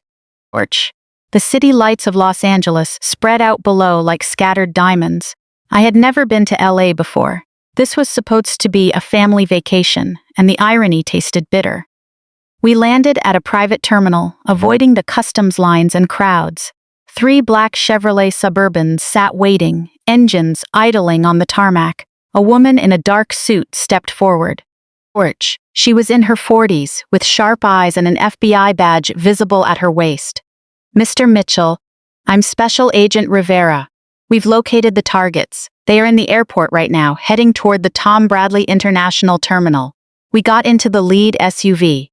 Rivera drove, Thomas sat in the passenger seat, and my father and I sat in the back. Current status? Rivera asked. The targets have cleared initial security and are waiting near Gate 67 for their flight to Geneva. Why haven't you arrested them yet? Rivera met my eyes in the rear-view mirror. Because you deserve to see this, and because we want them to feel absolutely secure until the last second. Secure people make mistakes. The SUV sped through the airport's interior roads, away from public view. My heart pounded. In a few minutes, I would see my mother again for the first time since Atlanta, since the fake coffee spill, since the empty gate where my world collapsed. What do I do when I see her? My father held my hand. Whatever you want, we're right beside you. Rivera's phone rang. She listened, then set her jaw. Copy that. She turned to Thomas. We have a situation. Robert Vance just separated from Linda. He's heading toward the parking garage, not the gate. He's either fleeing or acting as a distraction. We're splitting our teams, half after Linda, half after Robert. But be aware, if Robert has a backup plan, we don't know what it is yet. We entered the terminal through an employee passage. Badges were flashed and doors opened. The international terminal was quiet at this hour, occupied only by a few travelers and cleaning crews. Gate 67 was at the end of a long corridor, and there, sitting in the leather seats of the first-class lounge, was my mother. I stopped and caught my breath. She looked exactly the same, her blonde hair perfectly styled, wearing designer clothes, her nails impeccably manicured. She was reading a fashion magazine, looking as calm as if she were waiting for a spa treatment, not fleeing the country. As if she hadn't abandoned her daughter 12 hours prior. Rivera led the team forward, 4 FBI agents forming a loose circle. My mother didn't notice until they were 20 feet away. She looked up, her gaze falling first on Rivera's badge, then on Thomas, and finally on my father. Her face drained of color, and then she saw me. Rivera stepped forward. Linda Mitchell Vance, you are under arrest for wire fraud, mail fraud, conspiracy, and interstate abandonment of a minor. You have the right to remain silent. My mother stood up abruptly, her magazine fluttering to the floor. This is harassment. This is a mistake. I want my lawyer. Anything you say can and will be used against you. My mother's eyes darted around, looking for an escape. There was none. 4 armed agents blocked every path. You have the right to an attorney. If you cannot afford one, I can afford 100 lawyers. Her voice was like ice. You have no idea who you're dealing with. Rivera didn't even blink. Ma'am, we know exactly who we're dealing with. As the agent stepped forward to handcuff her, my mother looked past them, staring straight at my father. Her perfect mask shattered, and a look of pure malice crossed her face. You, she gasped. You were supposed to be at the bottom of that lake. My father's voice was steady. I tried. You just didn't finish the job. She let out a sharp, broken laugh. I should have gone to the lake to check the body myself. Rivera's radio crackled. Target 2 secured. He tried to run in the parking garage but didn't make it far. I felt a cold wave of satisfaction. Robert, caught running like a coward in a parking garage. Where is he now? Rivera asked. En route to the FBI field office. He's already asking for a plea deal. My father stepped forward. The agents held my mother's arms but hadn't led her away yet. 8 years, Linda. 8 years I spent looking for my daughter. Orch. 8 years she thought I was dead while you treated her like an inconvenient piece of baggage. She was baggage, my mother shrieked. A means to an end, just like you. My father's voice was soft but deadly. You never loved either of us. Love? My mother laughed. Does love buy a house in the Hamptons, Ethan? Does love buy freedom? That trust fund was the only thing she was worth to you. Orch. That's why she's worth 12 million. If you had both just died, I would have had every cent. Something inside me snapped. I pushed past Thomas and Rivera until I stood right in front of my mother. Look at me. Her gaze shifted to me, cold, calculating, without a shred of maternal warmth. Chloe, sweetie, this is a misunderstanding. Don't. My voice didn't shake. Orch. When I was 12, I asked you why Dad died. Do you remember what you told me? She went quiet. You said, some people aren't meant to be in our lives. I thought you were talking about fate or God. I stepped closer. But you meant it literally. You decided he shouldn't stay. You decided I shouldn't stay. We were just obstacles between you and the money. Orch. As the agents led my mother away, she called out, Chloe, Chloe, wait! I stopped but didn't turn around. You think you've won? You think this is over? Without looking back, I said, no, this is just the beginning. I know things, Chloe, about your father, about the company. Things he doesn't want anyone to know. Rivera cut her off. Ma'am, you need to come with us now. Orch. My mother was led away, still shouting threats and promises, her voice echoing down the terminal corridor. My father appeared at my side. You don't have to listen to that about her not loving you. I turned to face him. No, I had to hear it. I needed to hear those words so I could stop wishing for something that never existed. And now, I took a deep breath. Orch. Now I want to look her in the eyes one last time in an interrogation room with a camera running. I want to put everything she did on the record so she can't deny it. Agent Rivera approached. We'll transport both suspects to the federal building downtown. If you want to watch the interrogation, you can observe from behind the glass. I shook my head. I want to be in the room. Orch. Rivera hesitated. That's highly irregular. Thomas stepped forward. Under the Crime Victims' Rights Act, a victim has the right to confront their accuser before formal charges are filed. And Chloe Mitchell is absolutely a victim in this case. Rivera weighed it, then nodded. 1 hour, once we get them processed. I'll give you 10 minutes. I looked at my father. Will you come with me? Orch. His hand found mine. Wherever you go, I'm not leaving you again. We walked out of the terminal together. Father and daughter, side by side, for the first time in 8 years, heading toward the moment where everything would finally be settled. I had spent 16 years defined by my mother's lies, believing I was unlovable and a burden. Orch. In a single sentence, she had confirmed my worst fears, but she had also set me entirely free. Because the truth, no matter how brutal, is always better than the most beautiful lie.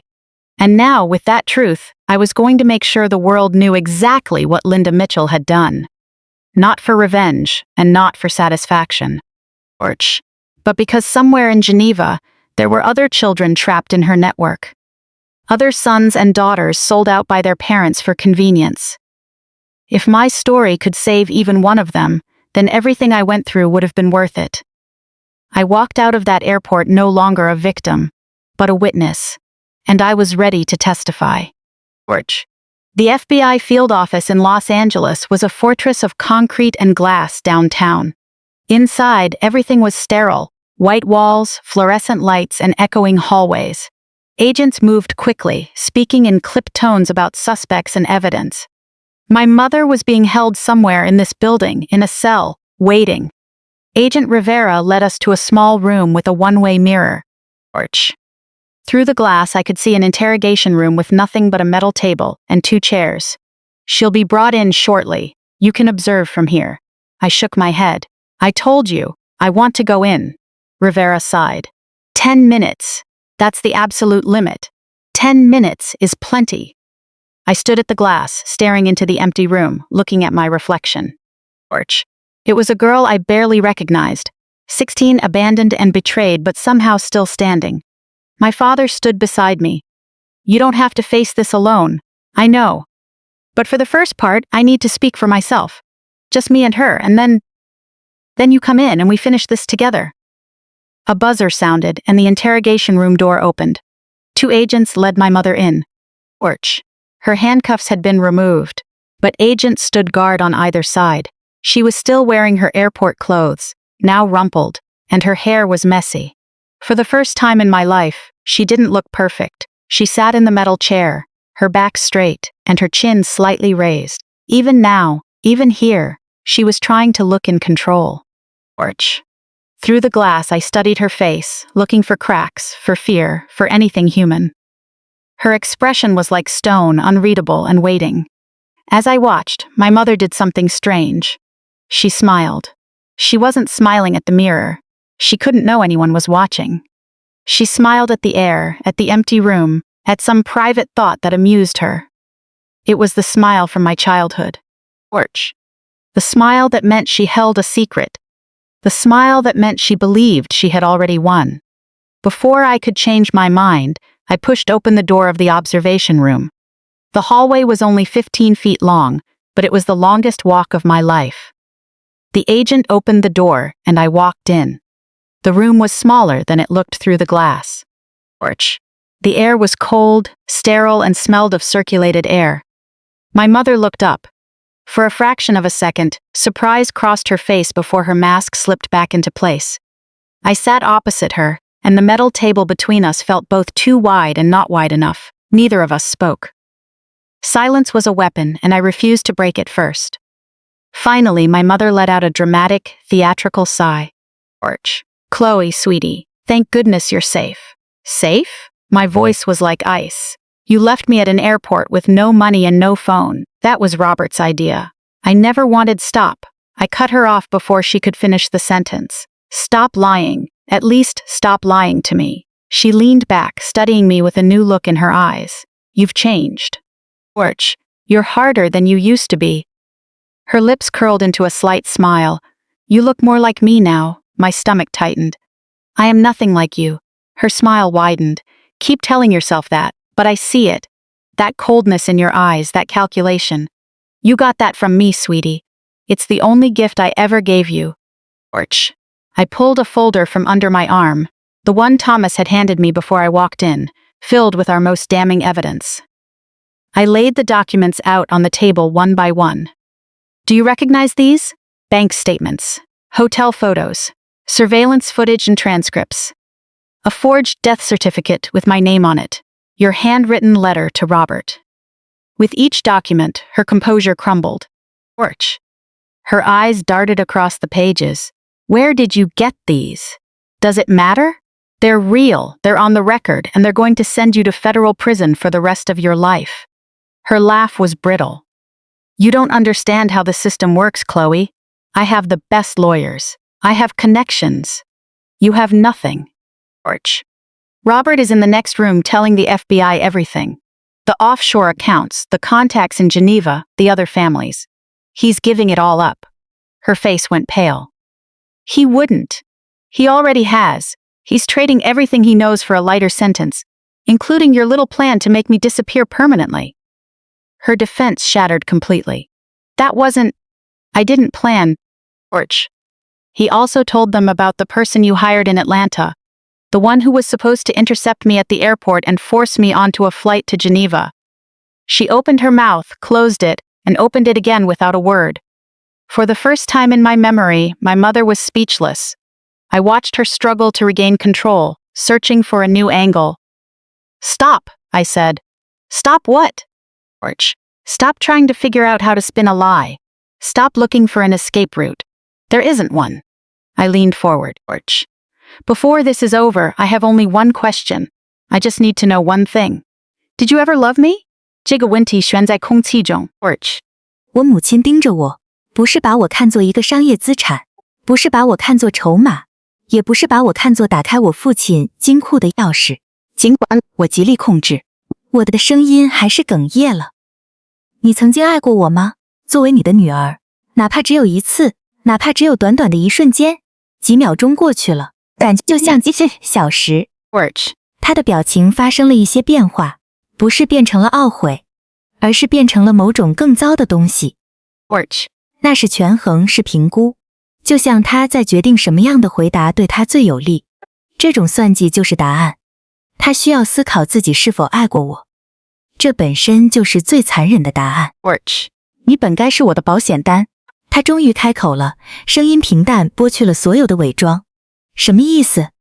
你父亲拥有一切公司、金钱、未来，而他打算让我最后一无所有。他的目光迎上我的眼睛。你就是我的担保，我的筹码，我确保我能得到我应得的东西的途径。而当他死后，当你继承了那1,200万美元时，你本该为我的自由买单的。在我出生3天大的时候，你就做好了这个决定。他耸了耸肩。我一直是个有远见的人。我看着他放在金属桌上的手修剪整齐的指甲，即使现在依然完美。就是这双手在我婴儿时抱过我，在上学前为我梳头，在我睡不着时为我冲热巧克力。我试图把那些记忆和眼前的这个女人调和起来，但我做不到。这就好像我在 net 一个戴着我母亲面具的陌生人。你从来没有爱过我，这已经不再是一个问题了。他歪了歪头。我爱你能给我带来的东西，这难道不是一回事吗？我站了起来。我已经听够了。我转身向门走去。他的声音叫住了我。你不想知道为什么吗？真正的原因。我转过身。我刚刚已经听到了原因。为了钱不。他露出了一抹刻薄残忍的微笑。钱只是手段，不是动机。你父亲拒绝给我应得的东西。10年的婚姻，10年陪着他建立公司。当我要求在董事会要一个席位时，他说不。他说我不够资格，说我没有证明自己。他的声音变得强硬。他夺走了我的一切，克洛伊，我的野心，我的潜力，我的未来。他看着我，只看到一个妻子，而不是一个合伙人。他双手平按在桌子上站了起来。所以是的，我找了罗伯特，我制定了计划，我夺走了他的一切，包括他的女儿，特别是他的女儿，因为夺走你，比夺走他的钱更能让他痛苦。真相彻底沉入了我的骨髓。这从来就不是关于信托基金，从来就不是关于钱，这是关于让我父亲痛苦，而我就是那把武器。你用我来摧毁他，整整10年，多么充满诗意啊！不是吗？他的声音低到几乎听不见。他最伟大的宝藏变成了他最深的痛苦。那我呢？我的声音轻得像一阵风。我的痛苦呢？他的表情没有丝毫改变。附带损害 collateral damage。探员们走进了房间。时间到了，他们走向他，准备把他带走。在门口，他回过头。你会后悔的。我迎着他的目光。我唯一后悔的是曾经相信过。你们在他身后关上了。他走了。我父亲把我拉进了一个拥抱。我僵硬地站了一会儿，然后彻底瘫软在他怀里。眼泪夺眶而出，不是为我母亲而流，而是为那个我从未拥有过的母亲，为我花了16年时间去相信的那个谎言而流。结束了，他低声说，终于结束了。我在他胸口摇了摇头，还有审判，还有其他孩子，那个网络，我们要一起面对这一切。我退开身子，看着他。你保证？我花了8年时间找你，你以为我现在还会去哪儿吗？我们一起走出了那间审讯室，在我身后。琳达·米切尔万斯正在接受登记、拍照、按指纹，然后被锁进牢房，等待审判。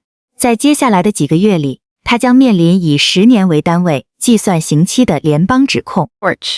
他将眼睁睁地看着他的帝国崩溃，他的秘密被曝光，他的网络被一个个联系人拆解。而在这一切之中，我会在那里，不是作为他的女儿，那条纽带已经彻底断裂，无法修复，而是作为一个证人，作为一个幸存者，作为活生生的证据，证明有些东西比血缘更强大，比金钱更强大，比这个世界上所有的操纵和残忍都要强大。比如真相，比如正义，比如一个永远不会停止寻找的父亲和一个终于找到勇气不再逃避真相的女儿。3个月过去了，洛杉矶联邦法院的大楼在10月灰暗的天空下巍然耸立。我站在台阶的底部，心脏狂跳。今天我将要出庭作证，今天我将向全世界讲述我母亲的所作所为。父亲站在我身边，你不必这么做，托马斯可以在你不出庭的情况下提交证据。不，我需要自己去说，我需要他们从我嘴里听到这些。为什么？我看着法院沉重的青铜大门，因为我母亲这16年来一直在替我发声。她决定了我在想什么，我感受什么，我到底值多少钱。我迈步走上台阶。今天我要为自己发声。审判持续了8天。我坐在旁听席上，看着联邦检察官如何一块一块地构建他们的案子，展示420万美元欺诈性提款的财务文件。我母亲和罗伯特之间的对话录音，证明我父亲飞机遭到蓄意破坏的维修日志，伪造的死亡证明，以及与日内瓦方面的离岸账户转账记录。证人一个接一个地走上证人席。FBI 法务会计师追踪了他偷走的每一分钱。Atlantic 的前员工证明了罗伯特当时如何越权访问维修系统安装窃听器的私家侦探，提供了录音证据。然后詹姆斯的遗孀，那个飞行员的妻子，她描述了自己如何因为一场机械故障失去了丈夫，而现在才知道那实际上是一场谋杀。她的证词让半个法庭的人落泪。罗伯特在被捕后3周就接受了控辩交易，作为出庭指证我母亲的交换。他的部分指控被减轻。他在证人席上待了2天，详细交代了一切，每一次对话，每一个计划，每一项罪行。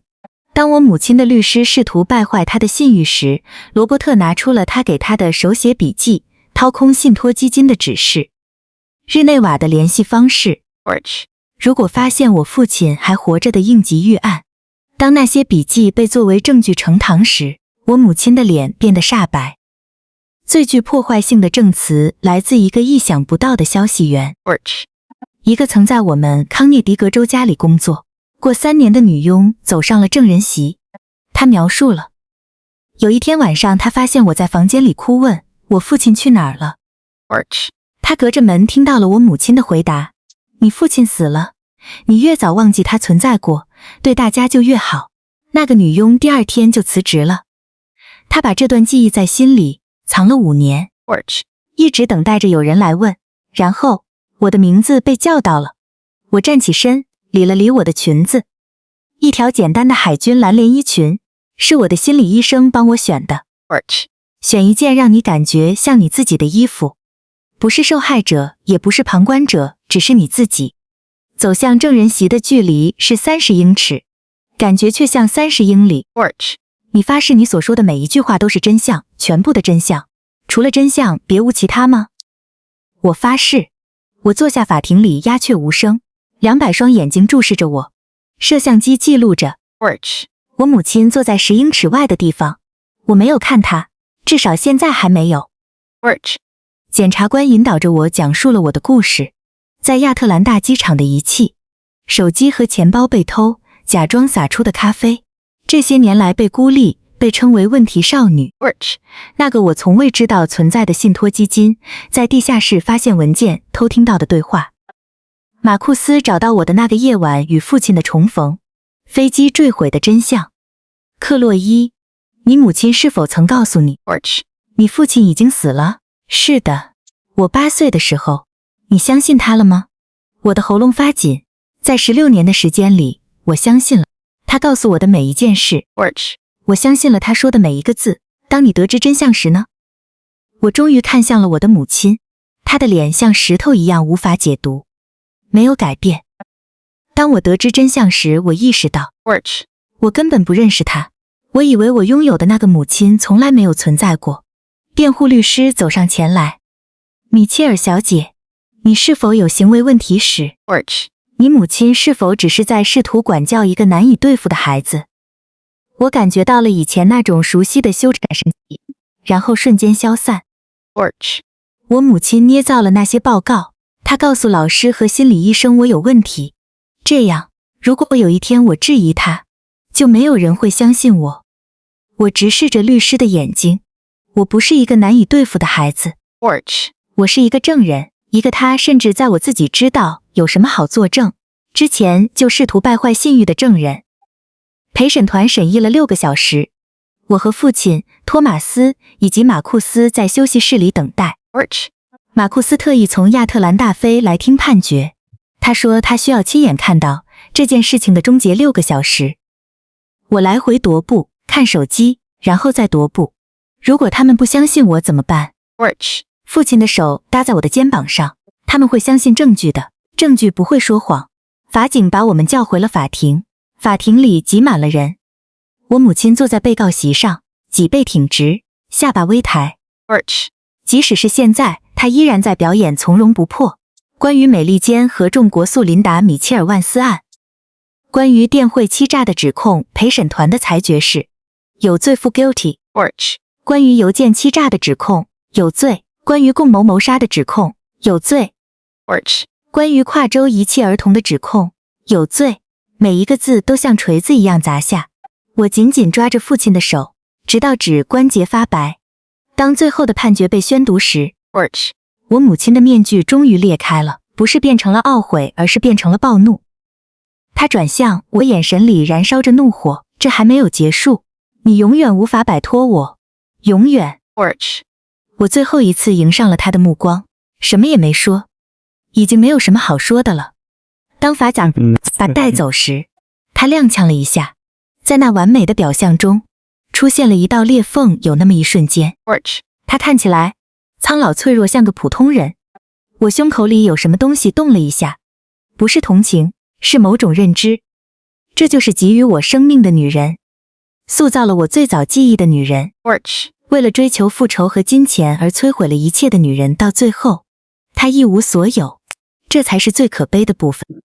判决在1周后下达，我母亲穿着橙色的囚服出现，设计师定制服装被监狱的统一服装取代，她看起来变得很渺小。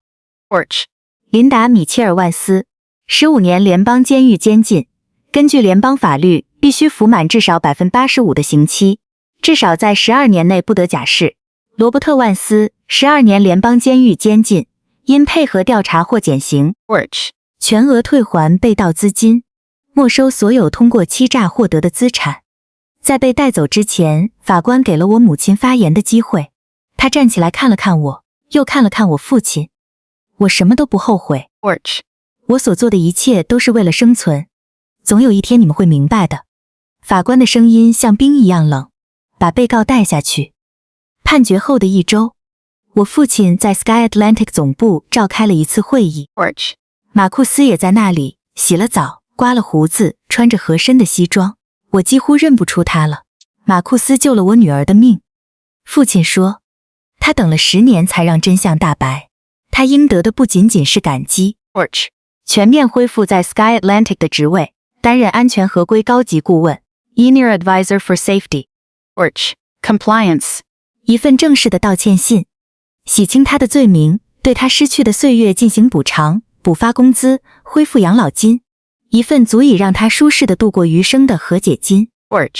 马库斯盯着那封录用信，我不知道该说什么。父亲握住他的手说，是的，然后帮我确保再也不会有任何人像你当年那样被陷害了。会议结束后，马库斯在走廊里找到了我。谢谢你那个晚上相信我。我摇了摇头，是你救了我。我所做的只是倾听，有时候倾听就是一个人能做的最勇敢的事。他递给我那张照片，我6岁咧着缺牙的嘴坐在秋千上笑。我带着它10年了，我想现在是时候把它还给你了。我看着小时候的自己天真，对正在聚集的黑暗一无所知。我不记得这一天了。你父亲说这是他一生中最快乐的一天。他刚签了一份让 Sky Atlantic 扭亏为盈的合同。他提前回家庆祝。后院里只有你们2个人，你们在秋千上玩了3个小时。我的眼睛发酸，我真希望我能想起来。你不会记起那天具体发生了什么的，但那种你会再次找到的。判决后1个月，我坐在新房间的书桌前。这是我父亲在科罗拉多州托拉斗。透过窗户可以看到落基山脉的雪峰。我有一封信要写琳达。我不能再叫你妈妈了。我不确定我是否曾经真的可以。我写这封信是因为我需要让你知道，我原谅你了，不是为了你，而是为了我自己。带着仇恨生活太累了。那是一个我拒绝去承担的重担。你教会了我什么是爱，那是我可以带走的东西。我希望你在监狱里能找到平静。我希望你能找到一些真实的、确凿的东西。哪怕你从来没有在我这里找到过。我不会去探视你，我也不会再写信了。这封信是我的告别。我从你的手下活了过来，这就是我的胜利。我简单的签上了名。克洛伊，我封好信封，写上德克萨斯州 Texas 联邦女子监狱的地址，走到长长车道尽头的邮箱前，把它投了进去，没有回头。太阳正在落基山脉上方落下，橘色、粉色和金色的余晖洒满天空。我站在邮箱前，呼吸着科罗拉多清冽的空气，身后前门开了，父亲的声音传来。克洛伊，晚饭做好了。我转过身走向房子，我现在的房子，我的家。来了，爸爸。爸爸这个词在舌尖上感觉有些陌生，我已经8年没有说过这个词了。但在渐渐褪去的暮色中，随着信件的寄出，随着过去终于被抛在脑后，这种感觉很对，这感觉就像是某种新生活的开始。我被透过窗帘洒进来的阳光唤醒。窗外的景色是白雪皑皑的山峰，广袤的松林以及无尽的蓝天。有那么一瞬间，我忘记了自己在哪里，然后我想起来了。科罗拉多家，安全。我已经在这里住了6个月了。有些早晨，我依然不敢相信这是真的。今天是个星期六，今天很特别。今天克洛伊·伊丽莎白·米切尔17岁了。1年前，我在康涅狄格州的豪宅里还是个透明人，数着日子盼望能够逃离。而现在，我有一个会把煎饼做成飞机形状的父亲。现在，我有一个看得见山景，可以从里面锁上的房间。现在我拥有了自己选择的生活，而不是别人安排给我的生活。我坐在飘窗上，日记本放在腿上。我的心理医生建议我每天早上写下3件我感激的事。今天的清单：1. 这座山。2. 爸爸做的糟糕的煎饼。3. 17岁，我还活着。我合上日记本，走下楼。厨房里弥漫着咖啡和有点焦的煎饼糊的味道。父亲站在炉子前，手里拿着锅铲，脸颊上沾着面粉。生日快乐，克洛伊熊 ，Clo Bear。这个昵称让我愣了一下，我从5岁起就没听到过这个称呼了，胸口绽放出一股暖流。你还记得那个名字？我记得一切。他说，每一个睡前故事，每一次擦破的膝盖，你以前讲的每一个烂笑话。他把一个盘子推到我面前，一个隐约像数字17的煎饼。很显然，我的艺术天赋并没有提高。我大笑起来，一种真实的笑，一种曾经感觉不可能再有的笑。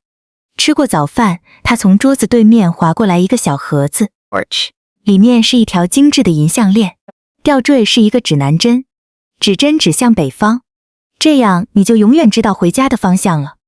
我的眼眶刺痛。爸爸，我错过了8个生日，我无法把它们要回来，但我可以确保你再也不会迷路。我戴上项链，指南针贴在我的心口，门铃响了，父亲咧嘴一笑。你的另一个惊喜来了。我打开门，看到马库斯和丹尼斯站在门廊上。马库斯端着一个明显是自制的、有些倾斜的蛋糕。我们听说这里有人过生日。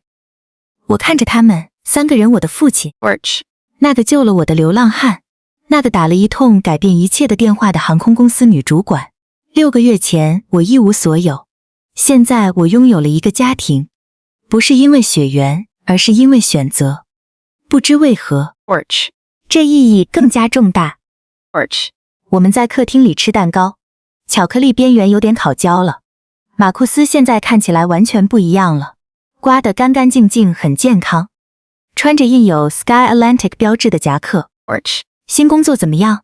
累死人了，但太棒了，我都忘了拥有目标是什么感觉了。丹尼斯笑了起来，他把整个维修团队逼疯了，但是往好的方向。Porch. 总得有人确保事情被正确的执行。他们分享着回忆。马库斯谈起了他找到我的那个晚上。你坐在那个角落里，看起来像个幽灵。我差点就走过去了。Porch. 那你为什么没走过去？因为我看到了你的眼睛，你父亲的眼睛，我就知道了。父亲伸过手捏了捏我的手。他找到你10分钟后就给我打了电话。Porch. 那是我们3年来第一次通话。马库斯耸了耸肩，有些事情比过去的恩怨更重要。丹尼斯拿出手机给我看了一张照片，一个年轻女孩，大概20岁出头， Porch. 站在一所大学教学楼前。她叫米亚米亚，她是从日内瓦网络里被解救出来的孩子之一。Porch. 我倒吸了一口凉气，她没事，她很好，她秋天就要开始上大学了。她的父母请我向你转达谢意。谢我什么？因为你的证词帮助摧毁了那个网络。Porch. 因为你足够勇敢去开口。丹尼斯划过更多的照片，17张脸，17个孩子，有些很小，有些是青少年。所有这些人都是因为我的案子撕开了那个阴谋才被找到的。Porch. 这些是我们知道的，可能还有更多家庭从未报告孩子失踪，还有些孩子已经在系统里超龄了。他看着我，你不只拯救了自己，你也给了他们一次机会。Porch. 吃完蛋糕后，父亲让我们都去后院。后院的斜坡一直延伸到小溪边，周围长满了白杨树，在中央有一棵刚种下的日本枫树，树干纤细但很结实。Porch. 这是你搬进来的那个星期我种的。父亲说，这是一个象征，象征着新的生长，第2次机会，象征着能熬过冬天的东西。Porch. 我在树旁跪下，触摸着纤细的树干，它的叶子在科罗拉多深绿色的背景下呈现出红色和金色。在日本他们叫它 momiji， 意思是婴儿的手。Porch. 我想到了3天大的自己就已经成为了母亲游戏中的棋子，然后我想到了现在的自己，17岁自由选择自己的道路。他会长大吗？父亲跪在我身边。Porch. 只要我们好好照顾他，给他浇水，保护他免受严寒，就像我们一样，完全像我们一样。我看了看马库斯，看了看丹尼斯，看了看我父亲。我有个主意。Porch. 每年我生日的时候，我们在他旁边加点东西，一块石头，一朵花，一段回忆。父亲笑了。一个传统，我们家庭的传统。我思考着家庭这个词16年来。Porch. 它意味着义务、操纵和表演。现在它意味着这些4个选择彼此的人。他们出现，不是因为他们必须出现，而是因为他们愿意。Porch. 我花了整整一生试图去赢得我母亲的爱。我从来没有意识到真正的爱是不需要去争取的。它要么被慷慨地给予，要么它就根本不是爱。那天傍晚， Porch. 我坐在门廊的秋千上，身上裹着毯子。父亲给我端来了一杯热巧克力，上面挤了太多的生奶油，就像我小时候最爱的那样。17岁感觉怎么样？不一样。Porch. 感觉像是我终于追赶上了自己。什么意思？很多年来，我感觉自己像是在从外面看自己的人生，就像一切都不真实。我抿了一口热巧克力。现在， Porch. 我身在其中，我真正在活着。这种感觉既可怕又美妙。对作证有遗憾吗？没有。对写那封信呢？没有。对琳达呢？我停顿了一下。Porch. 这是最难回答的问题。我遗憾，我花了那么长时间，希望他能改变我。遗憾，我浪费了那么多年，试图去赚取一些他永远无法提供的东西。而现在我明白了。Porch. 有些人就是无法去爱，不是因为你做错了什么，是因为他们身上有某种东西碎掉了。Porch. 我看着我的父亲，我花了16年的时间问自己他为什么不爱我。现在我知道了，那从来都与我无关。我们在舒适的沉默中坐着，看着星星逐渐显现。我回想着导致这一刻发生的所有事情，被遗弃的机场，马库斯给我的三明治，那个走进大门的董事长，发生过的每一件可怕的事，最终都把我带到了这里。我不希望任何人经历我的故事，但我也不想用这个结局去交换任何东西。深夜，我坐在书桌前，指南针项链在台灯下闪烁。我翻开日记本，翻到新的一页。今天我17岁了。1年前我是隐形的，被遗忘的等着，被像垃圾一样扔掉。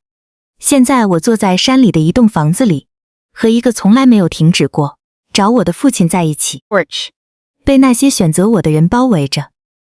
我曾以为我的故事是关于背叛，关于一个把我视为达到目的的手段的母亲，但这并不是故事的全部，那只是个开始。我真正的故事是关于那些拒绝让我消失的人，那个分享了他的三明治的流浪汉，那个打出那通电话的女主管，那个找了8年的父亲。我真正的故事是关于生存，关于第二次机会，关于认识到家人并不总是靠血缘联系的，有时候家人是在血缘离你而去时选择出现的人。我现在17岁了，我还有完整的一生在前面等着我。这是有生以来第一次，我兴奋地想看看接下来会发生什么。我合上日记本，望向窗外，山脉在月光下呈现出银白色。我想起了那个1年前的女孩，孤独地在机场里饥饿、绝望，确信永远不会有人听到她的故事。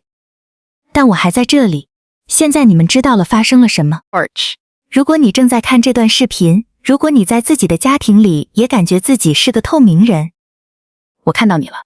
如果你在想，如果你消失了，是否有人会注意到你了？如果你曾被告知你很难对付，你是个麻烦，你所求太多，你不够好，你不是，你绝对足够好。我分享我的故事，因为沉默差点杀了我，因为保守秘密只能保护那些伤害我们的人，而不是被伤害的人。所以这就是我的请求。如果这个故事对你有意义，留下一条评论，告诉我你在哪里看这段视频，告诉我你是否曾经感到自己是隐形的，告诉我是否有某个意想不到的人拯救了你的生命。你的故事很重要，哪怕以前从来没有人告诉过你这一点。如果你想听到更多这样的故事，关于幸存者，关于正义，关于那些拒绝保持沉默的人的故事，请订阅这个频道，点击通知铃声，把这个视频分享给需要听到它的人。